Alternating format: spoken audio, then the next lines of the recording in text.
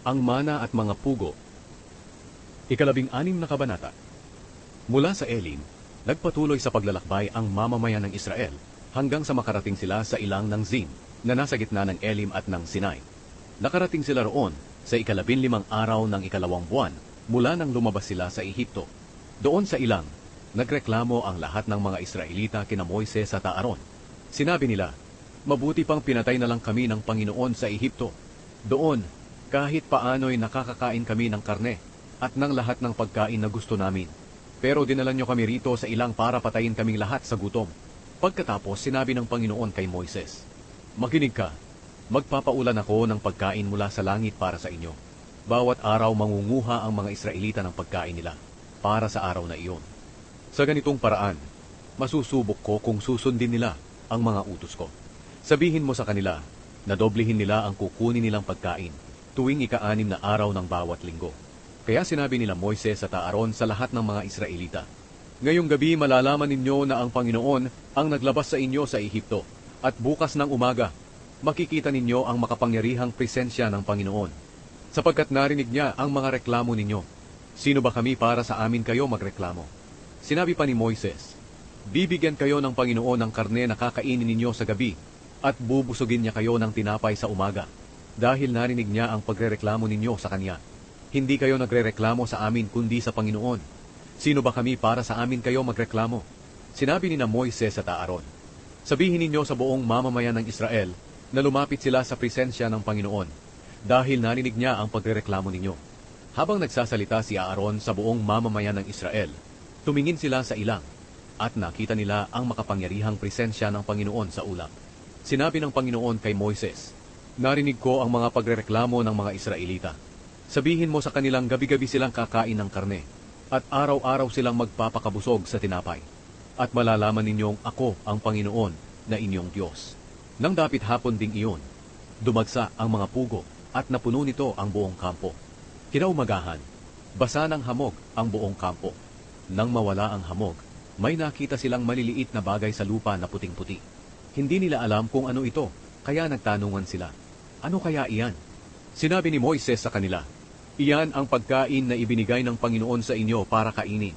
Sinabi ng Panginoon na ang bawat isa sa inyo'y mag-ipon nito ayon sa inyong pangangailangan, mga 1 salop bawat tao." Kaya nanguha ang mga Israelita ng mga pagkain ito.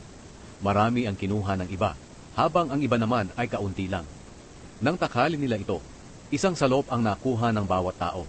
Ang nagtipon ng marami ay hindi sumobra, at ang nagtipon ng kaunti ay hindi naman kinulang. Tamang-tama lang ang nakuha ng bawat isa. Sinabi ni Moises sa kanila, "Walang magtitira nito para sa susunod na araw." Pero ang iba sa kanila ay hindi nakinig kay Moises. Nagtira sila para sa susunod na araw, pero inuod ito at bumaho. Kaya nagalit si Moises sa kanila. Tuwing umaga nangunguha ang bawat isa ayon sa kanyang kailangan. At kapag uminit na, natutunaw ang pagkaing hindi nila nakukuha. Sa ika-6 na araw, doble ang kanilang kinukuha, mga 2 salop bawat tao. Kaya pumunta ang mga pinuno ng mamamayan ng Israel kay Moises at nagtanong kung bakit doble. Sinabi ni Moises sa kanila, "Iniutos ng Panginoon na magpahinga kayo bukas, dahil araw ng pamamahinga, na banal na araw para sa Panginoon. Kaya lutuin ninyo ang gusto ninyong lutuin, at ilaga ang gusto ninyong ilaga. Ang matitira ay ilaan para bukas." Kaya itinira nila ito para sa susunod na araw, ayon sa iniutos ni Moises. At nang sumunod na araw, hindi ito inuod o bumaho. Sinabi ni Moises sa kanila, "Kainin nyo iyan ngayon, dahil ngayon ang araw ng pamamahinga para sa Panginoon.